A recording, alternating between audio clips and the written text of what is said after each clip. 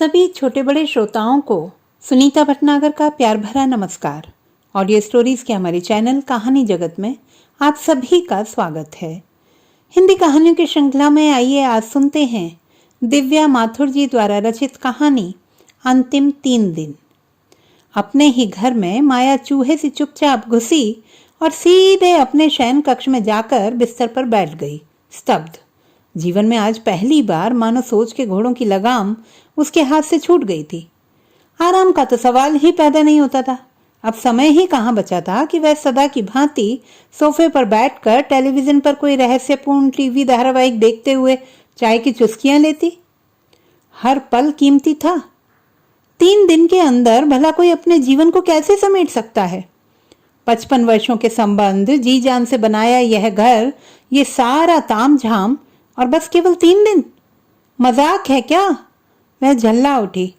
किंतु समय व्यर्थ करने का क्या लाभ? डॉक्टर ने उसे केवल 3 दिन की मोहलत दी थी, 2.5 या 3.5 दिन की क्यों नहीं? उसने तो यह भी नहीं पूछा। माया प्रश्न नहीं पूछती, बस जुट जाती है तन मन धन से किसी भी आयोजन की तैयारी में, युद्ध स्तर पर। बेटी महक यहाँ होती तो कहती, मम्मा स्लो डाउन। जीवन में माया ने अपने को सदैव मुस्तैद रखा कि जाने कब ऐसी वैसी स्थिति का सामना करना पड़ जाए।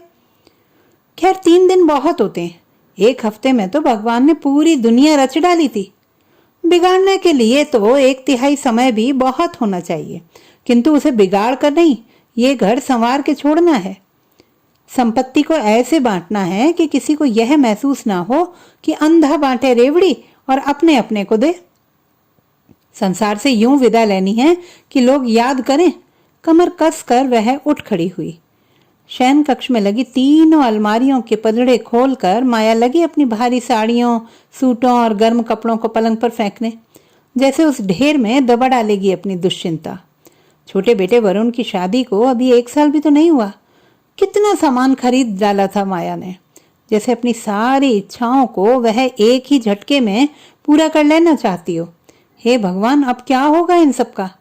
समय होता तो वह भारत जाके बहन भाभीियों में बांट देती। ऑक्सफैम में जाने लायक नहीं है ये कीमती साड़ियां, किंतु उसकी बहुओं और बेटियों को इंडियन पहनावे से क्या लेना देना? रुपहली नेट की गुलाबी साड़ी को चेहरे से लगाए माया सोच रही थी कि इसे पहनने के लिए उसने अपना पूरा 5 किलो वजन घटाया था। मुंह मांगे दाम पर खरीदी थी ये साड़ी उसने ऋतु कुमार से। छोटी बहन तो बस दीवानी हो गई थी। जीजी, इस साड़ी से जब आपका दिल भर जाए ना तो हमें दे दीजिएगा प्लीज। उसे तभी दे देती तो छोटी कितना खुश होती।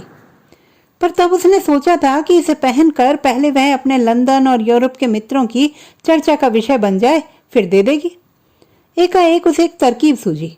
क्यों न वह इसे छोटी को पार्सल कर दे और साथ ही में भेज दे इसका मैचिंग कुंदन का सेट भी।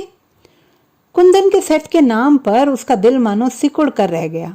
बड़ी बहू उषा को पता लगेगा कि सास ने 3.5 लाख का सेट छोटी को दे दिया तो वह जीवन भर उसे कोसेगी। हालांकि छोटी जितनी कद्र भला बहुओं और बेटी महक को कहाँ होगी। माया चाहे कितना कहे कि वह किसी से नहीं डरती, पर सच तो यह है कि वह मन ही मन सबसे डरती है, अपने बच्चों से लेकर सड़क पर चलते राहगीरों तक से कि वे क्या सोचते होंगे। पर अब वह वही करेगी जो उसका मन चाहेगा। वैसे भी बच्चे अपने अपने घरों में सुख से हैं, ना भी हों तो उसने फैसला कर ही लिया था कि वह अब कभी उनके घरेलू मामलों में दखल अंदाजी नहीं करेगी। उसके सगे संबंधी और मित्रों को भी उसकी अंतिम इच्छा का सम्मान करना चाहिए। न चाहते हुए भी माया फिर दूसरों के लिए ही सोच रही है। अपने लिए सोचने को रखा ही क्या है? मंदिर जाए, गिड़गिड़ाए कि भगवान बचा लो। जिंदगी के इस आखिरी पड़ाव पर क्यों अपने लिए कुछ मांगे? और मांगने से क्या कुछ मिल जाएगा? मनुष्य की हवस का तो कोई अंत ही नहीं है। अमेरिका में तो सुना है कि लोगों ने मरणोपरांत अपने शवों के प्रतिरक्षण का प्रबंध करवा लिया है, ताकि भविष्य में टेक्नोलॉजी के विकसित होने पर उन्हें जिला लिया जाए। माया को यह नहीं समझ आता कि ऐसा क्या है मानव शरीर में कि उसे सदा जीवित रखा जाए। गांधी, मदर टेरेसा या मार्टिन लूथर किंग जैसे महानुभावों को सुरक्षित रख पाते तो और बात थी। अच्छी से अच्छी प्लास्टिक सर्जरी के उपलब्ध होने पर भी एलिजाबेथ टेलर जैसी करोड़पति सुंदरी भी कुरूप दिखती है। और वो माइकल जैक्सन, उसने तो अपनी जिंदगी ही बर्बाद कर डाली। प्रकृति से टक्कर लेकर भला क्या लाभ? माया एक अजीब सी मन स्थिति से गुजर रही है। उसे लगता है कि कहीं कुछ अप्राकृतिक अवश्य है। वह परेशान है कि उसे मौत से डर क्यों नहीं लग रहा है। हो सकता है कि वह अत्यधिक भयभीत हो, जिसके कारण उसके मस्तिष्क ने भय को ब्लॉक कर दिया हो। जो भी हो, अच्छा ही है, अन्यथा भयवश वह ठीक से सोच भी नहीं पाती। बच्चों को बताने का कोई औचित्य नहीं, बेकार परेशान होंगे और उसकी नाक में दम कर डालेंगे। पिछले महीने की ही तो बात है जब उसे फ्लू हो गया था। दुर्भाग्यवश वरुण और विधि उन दिनों घर पर ही थे। उन्होंने तीमारदारी कर करके माया की ऐसी की तैसी कर दी थी। उसे आराम से सोने भी नहीं देते थे। कभी दवाई का समय हो जाता था, तो कभी खिचड़ी का, तो कभी गर्म पानी की बोतल बदलनी होती, कभी गीली पट्टी। नहीं, चुपचाप मर जाना ही बेहतर होगा। जब लोग कहेंगे कि माया बड़ी भली आत्मा रही होगी कि नींद में चल बसी, तो बच्चों को भी अच्छा लगेगा। वैसे कहबर देने से कितनी तसल्ली हो जाती है। शायद दिल को समझा लेना आसान हो जाता होगा। मनुष्य के पास और चारा भी क्या है। जीवन के हल में सीधे जुट जाना होता है। आजकल तो लोग 13वीं तक घर में नहीं रुकते। छुट्टियां ही कहाँ बसती हैं। साल में एक बार भारत जाना होता है, फिर परिवार और मित्रों के साथ 2 या 3 बार यूरोप की यात्रा पर भी निकलना पड़ता है। माया तो हारी बीमारी में भी उठकर दफ्तर चली जाती थी कि एक छुट्टी बचे तो मंडे बैंक हॉलिडे के साथ जोड़कर कहीं आसपास ही घूम आए। इंग्लैंड की तनाव भरी जलवायु से जब तब निकल भागना आवश्यक है। वैसे भी मानसिक बीमारियों से ग्रस्त लोगों के बीच रहना क्या आसान बात है। जिसे देखिए वही स्ट्रेस्ड अथवा टेंस्ड है। माया भी टेंस्ड है। उंगलियों में उंगलियां उलझाए और अपने अंगूठे नचाती हुई वह सोच रही है कि पर्दों को धो डाले और घर की झाड़ पोंछ भी कर ले। मातम पुरसी को लोग आए तो ये ना कहें कि दूसरों को सफाई पर भाषण देने वाली माया स्वयं इतने गंदे घर में रहती थी।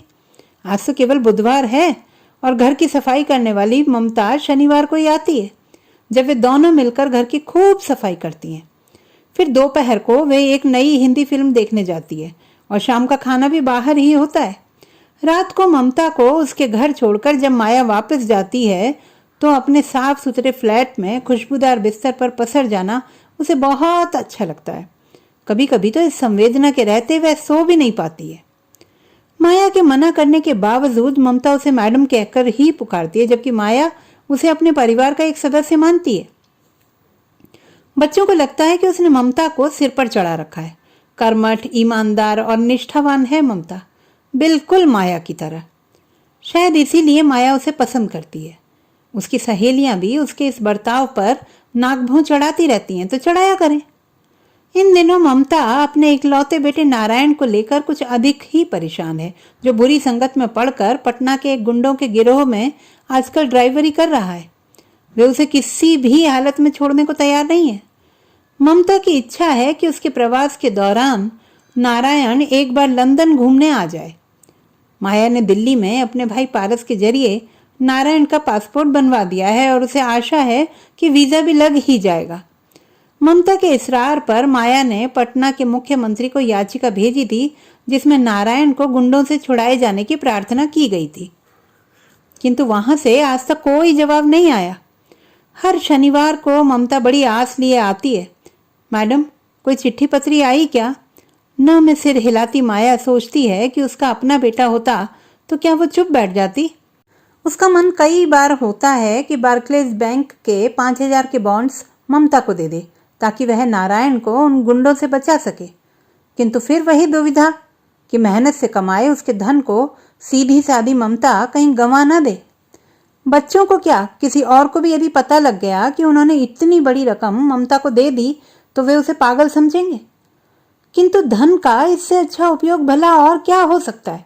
महक होती तो कहती, mama do what you like, it's your money after all. Arun कहता रहता है कि माया को पैसे की कोई कद्र नहीं, और यह भी कि यदि वह चाहे तो उसका पैसा वह किसी अच्छी जगह इन्वेस्ट कर सकता है। उसकी मृत्यु के बाद कहीं उसके बच्चे बेचारी ममता पर मुकदमा ही ना ठोक दें। दुनिया में क्या क्या नहीं होता। बस अब और नहीं सोचेगी माया। अभी जाकर वह बॉन्ड्स बनवा लेगी और शनिवार को ममता को नगद दे देगी। कहीं वह शुक्रवार को ही स्वर्ग सिधार गई तो? यदि वह शुक्रवार की शाम को मरे तो बच्चों और सगे संबंधियों को बेकार में एक छुट्टी नहीं लेनी पड़ेगी। इस सप्ताहांत पर ही स्विट्जरलैंड से वरुण और विधि भी छुट्टियां मनाकर लौट आएंगे। आते ही उन्हें यह बुरी खबर मिलेगी, पर किया क्या जा सकता है। बैंक जाते समय माया सोच रही थी कि एक मरणासन व्यक्ति के लिए सबसे जरूरी क्या हो सकता है। क्यों वह सीधे कपड़ों और गहनों की तरफ भागी? क्या ये मामूली चीजें उसके लिए इतना महत्व रखती हैं?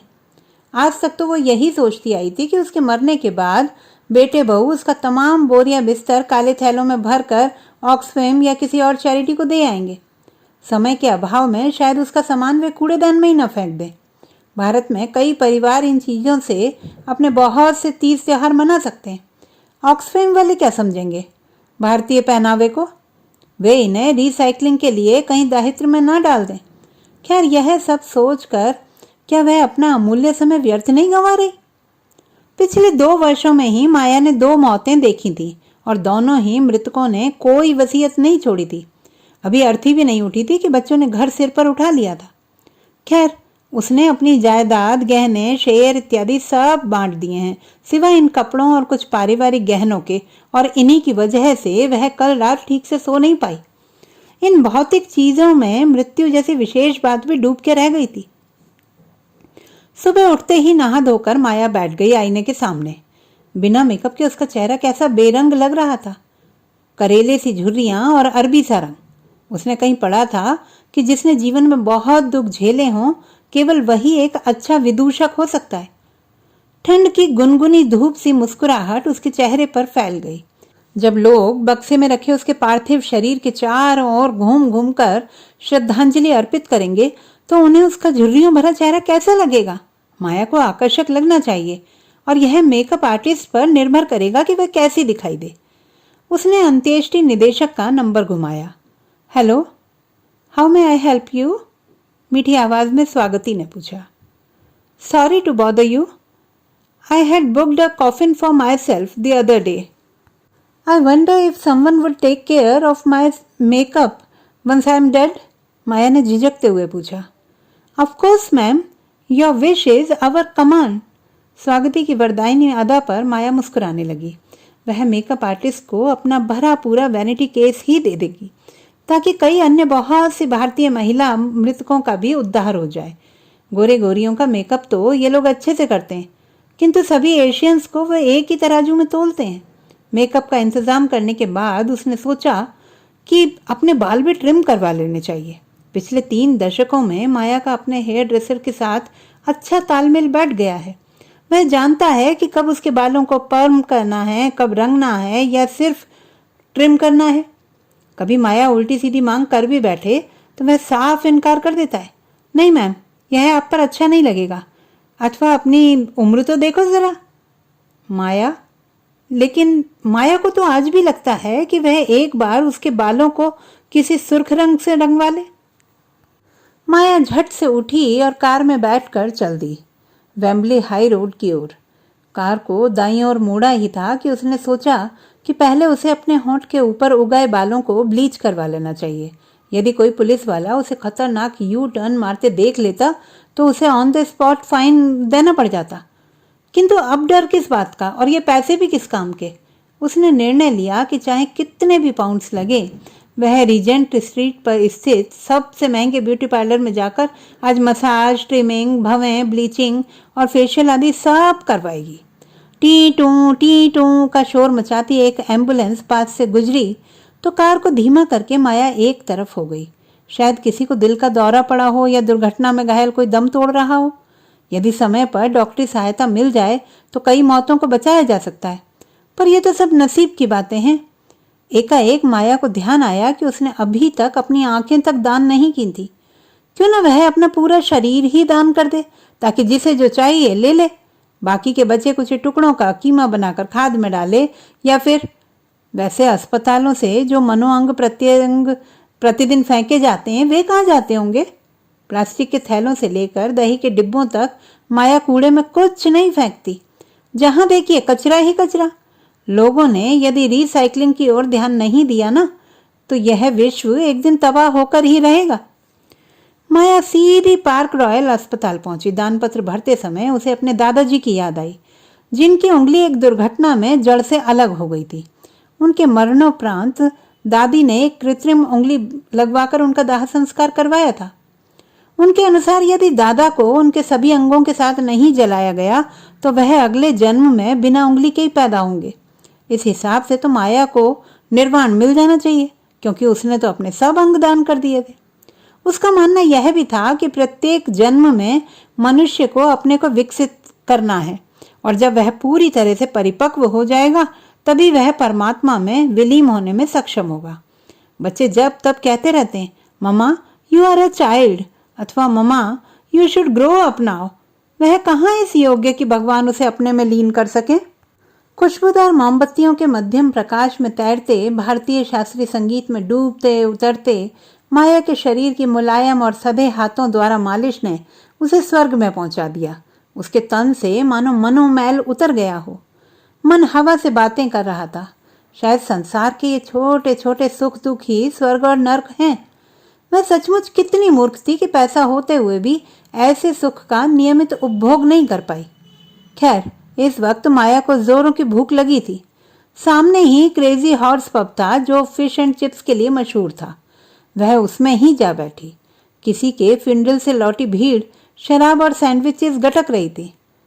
For such a young fellow he was an elephant, my shoulder is killing मी, एक लंबा चौड़ा गोरा युवक अपना कंधा दबाते हुए कह रहा था। उसके अन्य साथियों ने भी उसकी हाँ में हाँ मिलाई। He died of eating you know. Maya ने सोचा कि अमेरिका में अर्थी उठाने वालों का क्या हाल होता होगा। फिश एंड चिप्स की जगह माया ने सिर्फ सलाद और संतरे का जूस ही मंगवाया।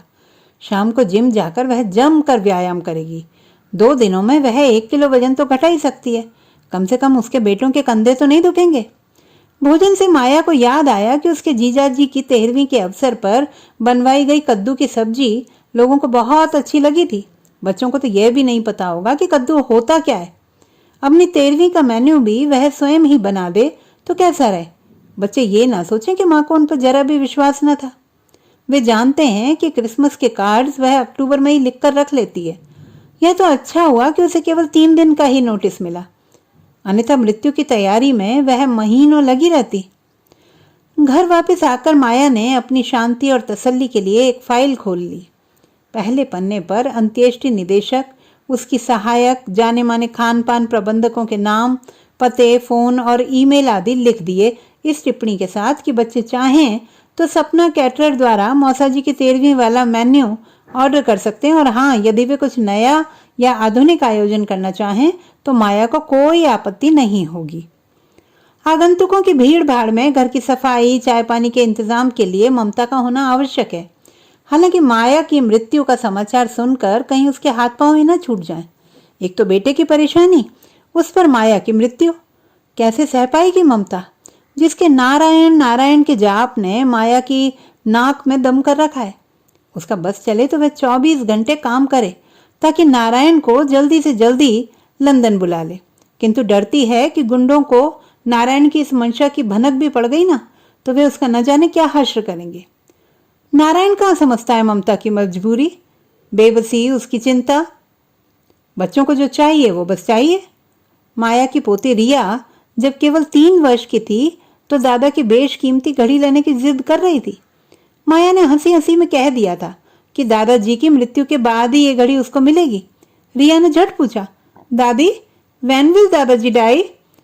कितने ही लोग हर रोज अपने संबंधियों के मरने की राह देखते रहते हैं।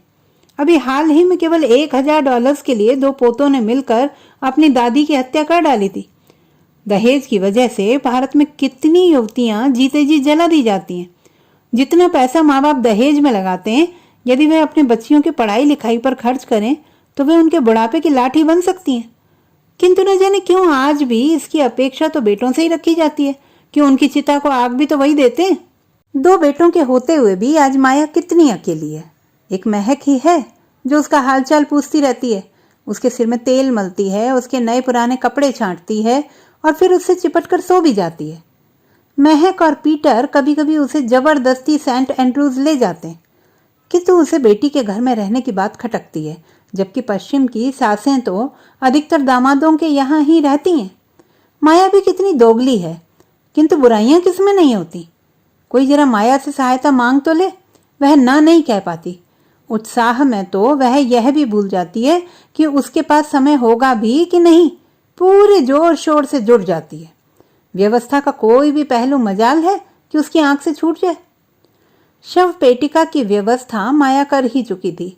बच्चों पर छोड़ देती तो वे सबसे महंगी लकड़ी का सुनहरी कुंडों से जड़ा बक्सा ही खरीदते। शव को कपड़े में लपेट कर भी काम चलाया जा सकता है, भाड़ ही में तो झोंकना है। भारत में लोग कितने यूजर फ्रेंडली होते हैं, हर चीज को रिसाइकिल करते हैं। पैसा किसी गरीब के काम आ जाए तो अच्छा है, पर कौन देकर जाता है कुछ गरीबों को। पिछले हफ्ते ही उसने कुछ धन हरे रामा हरे कृष्णा वालों को दे दिया था, किंतु उस दान से उसे कुछ भी तृप्ति नहीं मिली थी।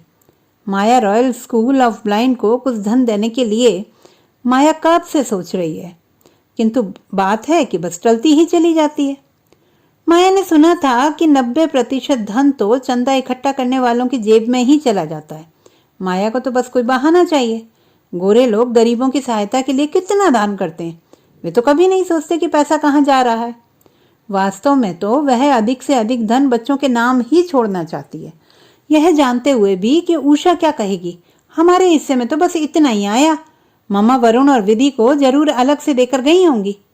महक को कुछ नहीं चाहिए और विधि को कुछ भी दे दो, वह यही कहेगी, मम्मी जी पहले आप महक जीजी और भाभी से पसंद करवा लीजिए, मैं बाद में ले लूंगी। न जाने अरुण और उषा सदा यही क्यों सोचते हैं कि माया वरुण और विधि को अधिक चाहती है। कोई माँ से पूछे कि उसे अपनी कौन सी आंख प्यारी है। माया को लगता है कि जैसे जैसे व्यक्ति उम्र में बड़ा होता है अधिक आसक्त हो जाता है। जहां विधि और महक को पैसे अथवा चीजों की जरा परवाह नहीं, वहीं उषा को और स्वयं उसे छोटी छोटी चीजों से भी लगाव है। अस्थायी और क्षणिक प्रसन्नता के लिए इतना आयोजन और इतना प्रयोजन, परम आनंद के लिए कुछ भी नहीं है। किंतु आनंद भी तो इन्हीं रिश्तों से जुड़ा है।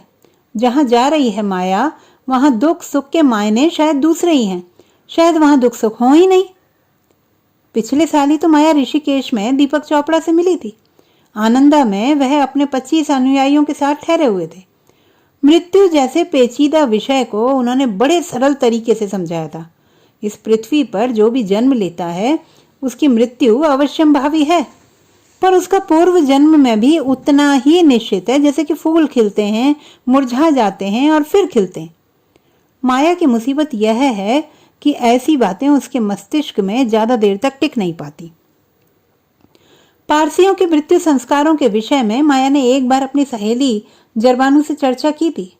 माया ने तब सोचा था कि चीलों द्वारा नोच खसोट कर खाना मृतक का अपमान नहीं तो और क्या है। किंतु उस जाति की भावना तो देखिए, शायद ये ही लोग अंततोगत्वा परम पिता परमात्मा में समझ आते हों। यूं भी विश्व की आबादी बढ़ती जा रही है, इतने सारे मृतकों को पृथ्वी कैसे और कब तक अपने में समाएगी। माया के पति हरीश की मृत्यु हुए 5 वर्ष होने को आए। उन्हें दफ्तर में दिल का दौरा पड़ा और एम्बुलेंस के पहुंचने से पहले ही उन्होंने दम तोड़ दिया।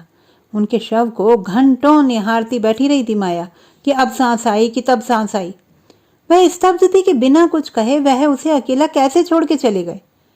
35 वर्षों के लंबे वैवाहिक जीवन में वे कभी अलग नहीं रहे थे। अब क्या बचा था? केवल चौखट, दरवाजे, दीवारें और इन सब से सिर मारती माया।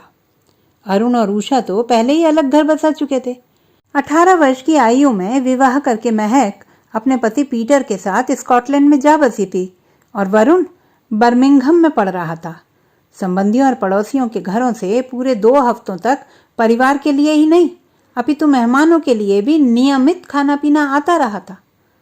भजनों के नए नए सीडीज और कैसेट्स बजते रहे थे, दिए में घी डाला जाता रहा। 1 सप्ताह के अंदर ही माया ने अपने दुख पर पूरी तरह काबू पा लिया था और घर परिवार अब उसके पूरे नियंत्रण में था। नए काले क्रिस्प सूटों में बेटों, दामाद और पोते को देखकर माया फूली नहीं समा रही थी। विवाह के 25वीं वर्षगांठ पर हरीश ने उसे हीरे के छोटे छोटे बुंदे और नेकलेस दिए थे जो माया की सफेद साड़ी के साथ जंच रहे थे।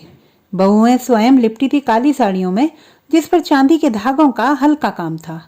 माया ने ही कहा था कि चाहे कितना भी बुरा अवसर क्यों ना हो, सुहागनें काला कपड़ा नहीं पहनती। घर में अवलोकनार्थ रखे हरीश के शव को देखकर महक का बेटा आर्यन बार बार हेलो दादू पुकारे जा रहा था। जब कभी आर्यन शरारत करता वह उससे कुट्टी कर लिया करते, किंतु जहां उसने गाल फुलाए कि हुई दादू की अब्बा? Why is dadu not talking to me? उसकी आंखों में आंसू भरे थे। Mama tell dadu I am not naughty any more. Maya भी रो पड़ी थी। हरीश के फूलों को गंगा में विसर्जन करने के लिए पूरा परिवार हरिद्वार पहुंचा था। माया का बाहरी भरकम भाई पारस यदि उन सबको नहीं संभालता तो पंडितों की धक्का मुक्की में घिरे इस परिवार का वहीं राम नाम सत्य हो जाता। वरुण और विधि तो पहली बार भारत आए थे। उनकी एक्सक्यूज मी किस काम आती? माया यही सोचती रही कि हरीश का क्रियाकर्म यदि भारत में करना पड़ता तो बच्चों के सब्र का बांध अवश्य टूट जाता। अरुण को यदि पिता का कपाल फोड़ना पड़ता तो न जाने क्या होता।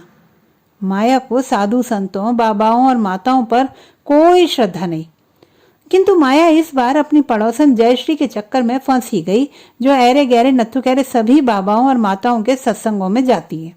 भीड़ में बैठी हुई माया को इंगित करके जब बाबा ने पूछा, बेटी किसके शोक में डूबी है, तो माया ने सोचा इसमें कौन सी बड़ी बात थी। बाबा को उसकी रोती धोती शक्ल से अंदाजा लग गया होगा कि वह ताजी ताजी विधवा हुई थी। खैर, जब बाबा मन की बात जानते हैं तो वह माया का कष्ट भी जान ही गए होंगे। जयश्री उसे पकड़कर बाबा के ठीक आगे ले गई। बाबा, इसका हस्बैंड ऑफ થઈ ગયા છે। कोई नई सादे बात करती न थी अने कोई न मलती न थी। माया को हंसी आ गई और बाबा भी मुस्कुरा पड़े। जयश्री प्रसन्न थी कि माया के कारण उसे बाबा के नजदीक जाने का मौका मिल गया था। अपनी हानि को तो बेटी सभी रोते हैं, कभी उनकी भी सोचो जो प्रभु के पास हैं। उनके लाभ में तुम्हें भी तो प्रसन्न होना चाहिए। अचानक माया के हृदय में एक सुकून व्याप्त हो गया। वह भी कितनी स्वार्थी थी, उसने हरीश के विषय में कभी सोचा ही नहीं। हरीश एक जाने माने वकील थे, किंतु बाल की खाल उतारने में विशेषज्ञ थी माया, जिसे वह मी लॉर्ड कहकर संबोधित किया करते थे। हरीश यदि जीवित होते तो उसकी शव पेटिका को मोगरे के फूलों से लाद देते। सगे संबंधी गुलदस्ते लेकर आएंगे, नहीं होंगे तो बस उनके भिजवाए हुए मोगरे के फूल। कितनी अधूरी और फीकी लगेगी माया की शव यात्रा। शायद हरीश उसके इंतजार में हो। वह हुलस उठी, पर क्या करे, कोई हलक में उंगली डालकर आत्महत्या तो नहीं कर लेता। हरीश की याद उसे कभी कभी दीवाना बना देती है। दिल है कि संभलता ही नहीं। याद आए तो वो यूं जैसे दुखती पांव बिवाई जी। माँ बचपन में माया को हरिश्चंद्र तारामती के अमर प्रेम की कहानियां सुनाया करती थी। वही तारामती जो अपने पति को यमराज से भी छुड़ा लाई थी। माया ने हाल ही में बीबीसी पर एक फिल्म देखी थी जो एक ऐसी बीमारी के विषय में थी जिसमें रोगी बिल्कुल मृत दिखाई पड़ता है। माया को लगा कि सत्यवान के साथ भी कुछ ऐसा ही घटा होगा। यदि उन्हें दफनाने में जल्दी न की गई होती तो शायद हरीश जी भी जी उठते। माया को लगा कि हरीश बड़ी बेसब्री से इंतजार कर रहे हैं उसका उस पार। याद आए वो यूं जैसे दुखती पांव बिवाई जी। भाव विह्वल माया ने अंत्येष्टि निदेशक को मोगरे के छल्ले पर स्वागतम माया सस्नेह हरीश लिखवाने का निर्देश दे दिया। कितना मजा आएगा जब मातमी मोगरे के फूलों के साथ हरीश का नाम देखेंगे। अंतिम बार दोनों का नाम एक साथ, वह रोमांचित हो उठी। When in Rome be Roman कहावत को अंजाम देने के लिए उसने एक काली रोल्स रॉयस भी आरक्षित करवा ली। माया की अर्थी भी शान से उठनी चाहिए, बच्चों को भी अच्छा लगेगा। काली रोल्स रॉयस पर मोगरे के फूल कितने भव्य दिखेंगे। गली कूचों में लोग ठिठक कर रुक जाएंगे और सराहेंगे उसकी शव यात्रा को। देव ग्रंथों के अनुसार आत्मा को न तो कोई मार सकता है, न ही कोई दुख पहुंचा सकता है, तो फिर काहे का डर? डर तो बस माया को है पुनर्जन्म से। वही पढ़ाई लिखाई, विवाह, बच्चे और फिर यही मृत्यु। जाने कीड़े मकोड़े और जानवरों को याद रहता हो अपना पिछला जन्म, शायद इसी का नाम नरक हो। माया को अपने पिछले जन्म की कुछ कुछ याद है। वैसे तो मनुष्य का मस्तिष्क न जाने क्या क्या गुल खिलाता है, किंतु यह बात सच है तो माया मनुष्य योनि में 2 बार जन्म ले चुकी है। तीसरी बार मनुष्य योनि का संयोग कुछ कम ही लगता है। खैर, जो भी होगा देखा जाएगा। अभी से परेशान होने का क्या फायदा। इस आखिरी वक्त में भजन गाने से तो भगवान प्रसन्न होने से रहे। तैयारी भी करे तो क्या और कैसी। जब भी माया किसी यात्रा पर निकलती है तो ढेर सी तैयारी करके चलती है। हर तरह की बीमारी की दवाएं, गर्म पानी की बोतल, परिरक्षित भोजन, अचार, मुरब्बे, माचिस, चाकू, स्क्रू ड्राइवर, गर्म कपड़े, कंबल, ब्रांडी, कुर्सियां, मेज, पेट्रोल, अतिरिक्त कनस्तर, न जाने क्या क्या सामान। सही जब वह लदी फदी लौटती है तो बच्चे हंसते हैं। Didn't we tell you to travel light mum? अब चाहे अंगारों पर चलना पड़े या बर्फ पर, इस यात्रा पर तो उसे खाली हाथ ही निकलना है। समय की पाबंद माया बिल्कुल तैयार बैठी है। मृत्यु को दोष नहीं दिया जा सकता, ना ही डॉक्टरों को। कोई समय तो तय किया नहीं गया था। पहली बार उसके दिमाग में यह बात आई कि डॉक्टर गलत भी तो हो सकता है। किंतु आज की नन्ही सी किरण भी उसे और जीने के लिए उत्तेजित न कर पाई। डॉक्टर ने तो उससे कोई सहानुभूति तक प्रकट नहीं की थी, जबकि यहाँ मरणासन्न रोगियों को विशेष परामर्श की सुविधा दी जाती है। काश की माया बिजली के बटन की तरह जीवन का स्विच खट से बंद कर पाती। उसकी ऊर्जा व्यर्थ जा रही है। शायद उसे इसकी आवश्यकता पड़े मृत्यु के उपरांत। किंतु मनुष्य के बस में तो कुछ भी नहीं है।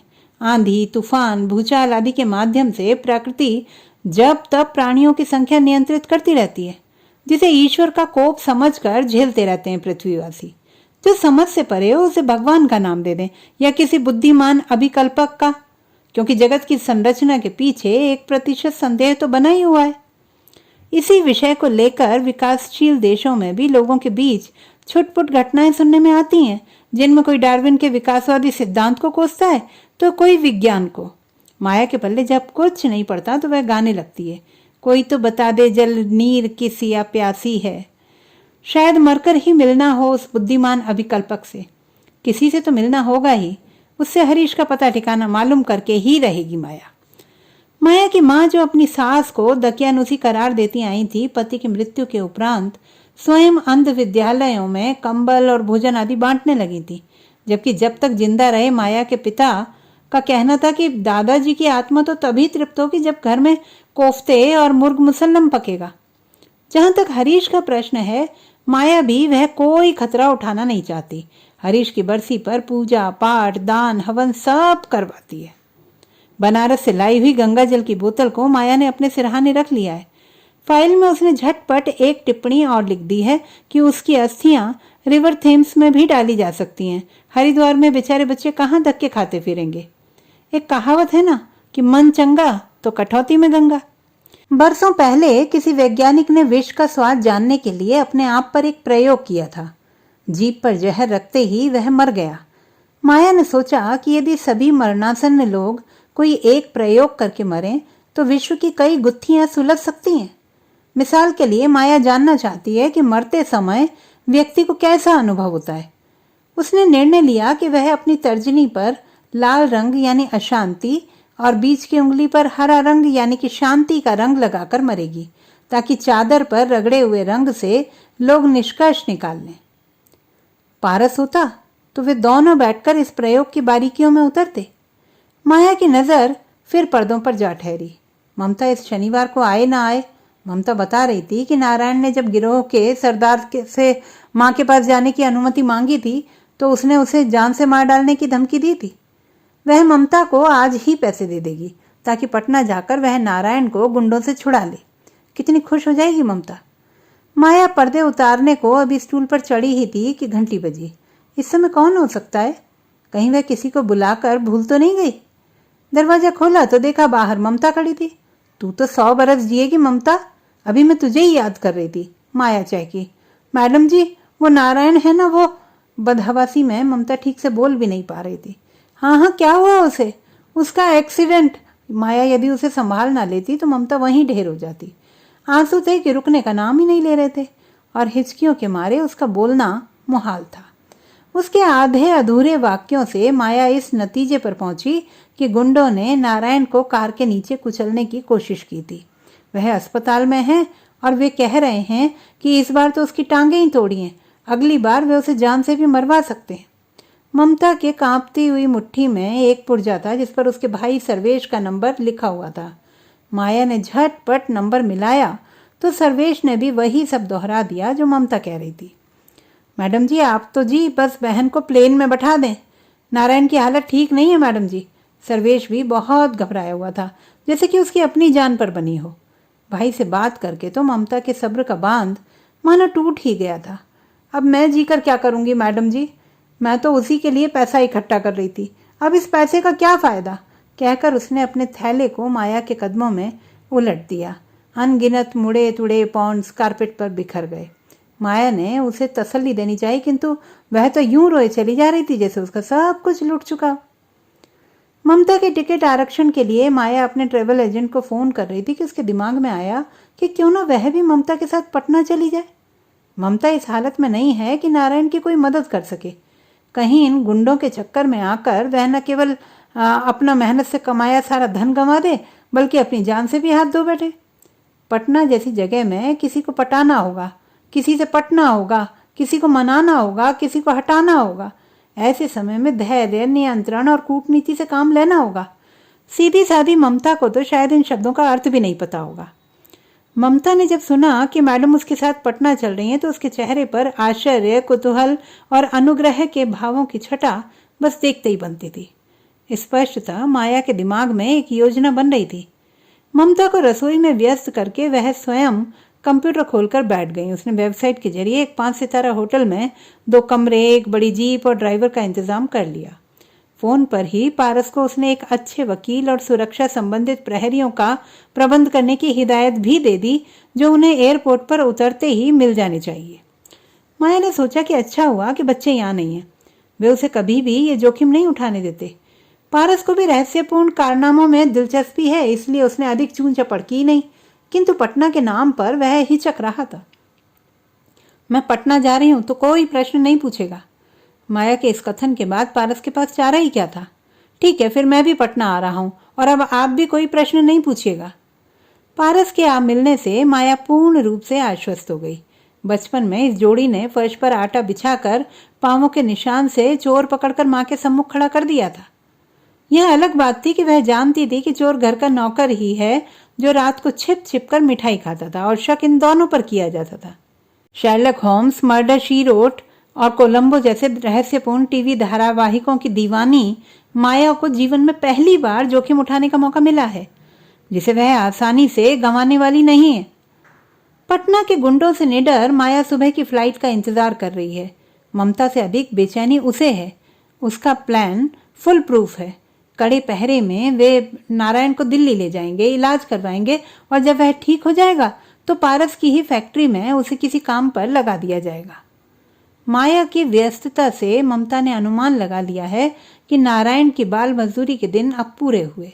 माया ने तय कर लिया है कि अब ममता घर घर के धक्के नहीं खाएगी। वह चाहे तो उसी के साथ रह सकती है। 3 दिन में मृत्यु वाला सपना इतना सजीव था कि माया ने अपने को मौत के लिए पूरी तरह से तैयार कर लिया था, किंतु इस वास्तविक घटना ने उसे पूरी तरह से जिला दिया। कितनी भाग्यशाली है वह कि जीवन के उद्देश्य के साथ साथ उसे दिशा भी मिल गई। उसके शरीर का रोम रोम स्पंदित है और अंग प्रत्यंग फड़क रहा है। इतनी जिंदा तो वह जीवन में पहले कभी नहीं रही। तो दोस्तों, ये थी हमारी आज की कहानी। आपको कैसी लगी कमेंट बॉक्स में लिखना ना भूलें। चैनल को सब्सक्राइब करें, लाइक करें और मित्रों के साथ शेयर करें।